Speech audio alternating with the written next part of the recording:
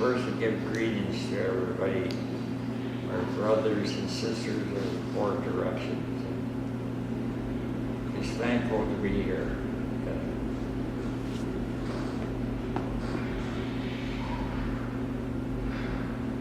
It's in our community, it's hard right now. A lot of our people are going through hard times.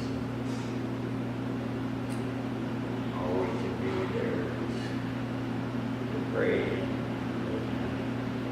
be there when they ask for our help.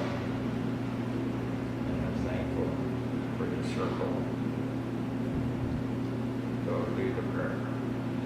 Oh, my beloved ones, Moshum, Snokum, Warsa, spirits of our ancestors, we ask you to take our sacred thoughts, our sacred prayers. Do that.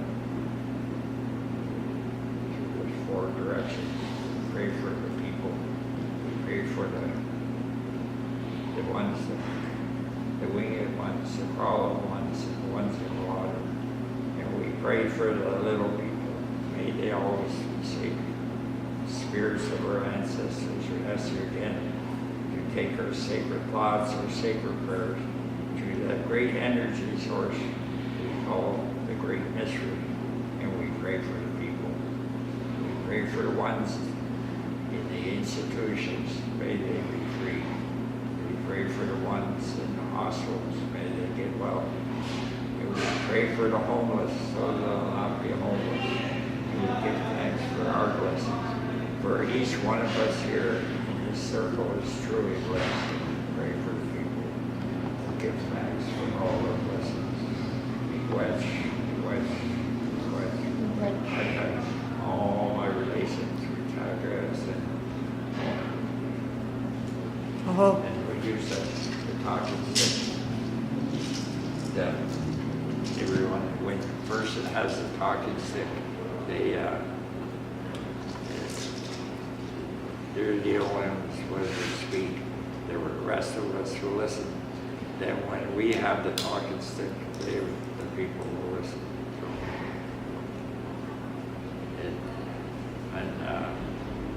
I like to always have things in my culture, and I'm using as a talking stick as Salele. It's an Irish stick that Irishmen carry with them and walk with them. And many years ago I helped someone and they went home to Ireland and they sent this.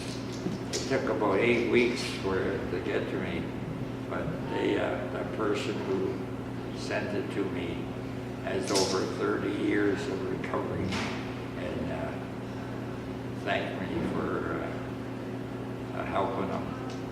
But I told him when I talked to him on the phone, I said, you don't need to thank me, you need to thank yourself because you did the work. I said a few good words to you, but you did the work. And our healing, that's what we got to remember. And I'm still working on myself, and I'll continue to do it until I go home to the spirit world. But in recovery, it's hard work.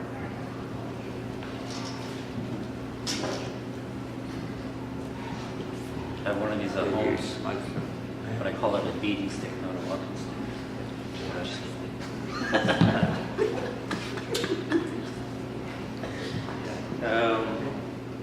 Honey Bojoki, one of the Indishnikas,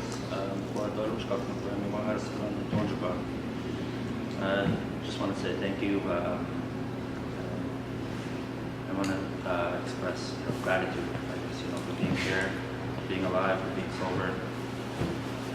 I have to admit that in the last, year or so that I haven't been so committed to doing a lot of, this type of work. I felt a little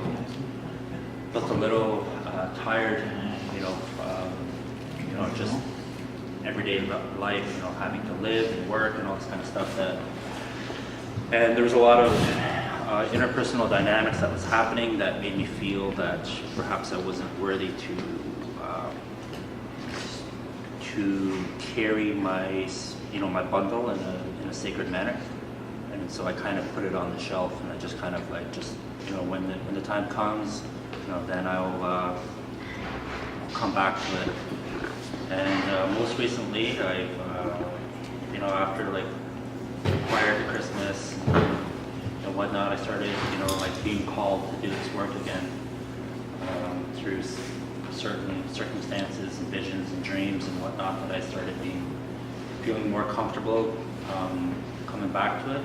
A lot of the times I felt external pressure that I needed to be doing something, like somebody was telling me that I had to Sundance and I had to do this and I had to do that. And I'm just like, hey, listen, I don't have to do anything that I don't want to, And it caused a lot of, a lot of tension, anxiety, and a lot of stuff, dealing with, certain people. And then when it was kind of like realized that I was in control of my own life and that I didn't need to do anything for anyone but myself, things have kind of sort of resolved those, those issues and whatnot.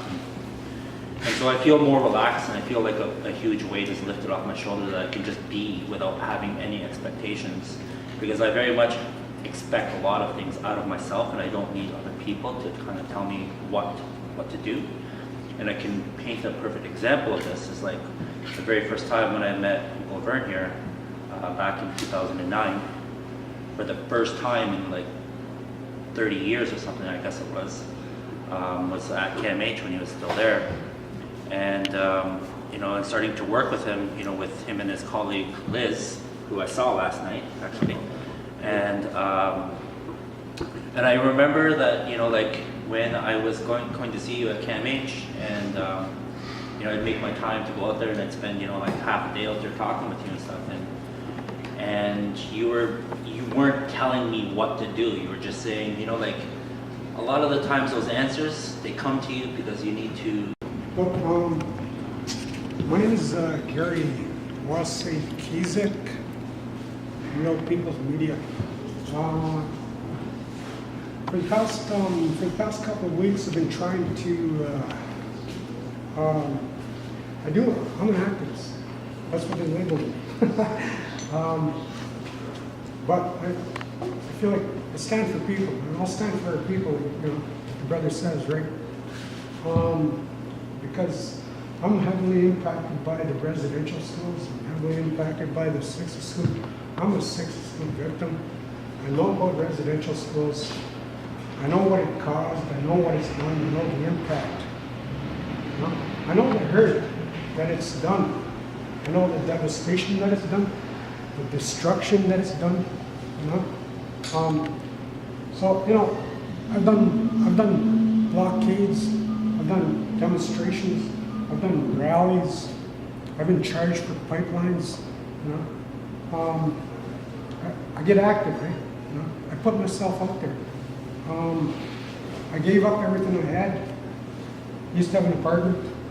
Used to have a girlfriend. Used to have a job. Living life. But I'm a survivor. I'm a victim of the 60s school. My mother was murdered while I was in the residential schools. And in the residential schools, they don't tell you about stuff like that. They don't tell you the details of what happened. They just, they inform you way after the fact. What happened to your mother? They'll call you in after, 6 months later, a year later, and they look you right in the eye and tell you your mother's dead.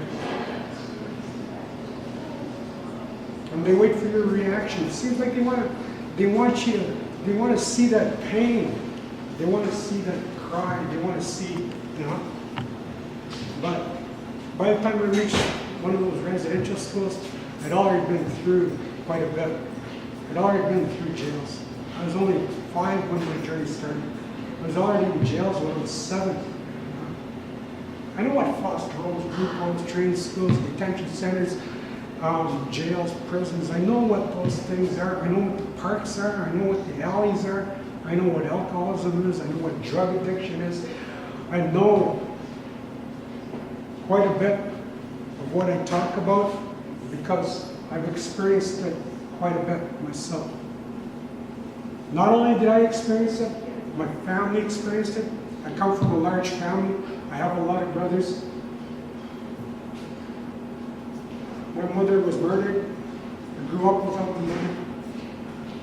You know, there's other stories that I could tell you, but you know, my father, my grandmother, you know, all gone. You know, they're, you know, those cases have to be looked at too. You know, I still haven't gotten into looking into my father's case, even though I've heard bad things about it. You know, they found him behind a hotel. So, yeah, you know, when I talk about some of the stuff that I've gone through,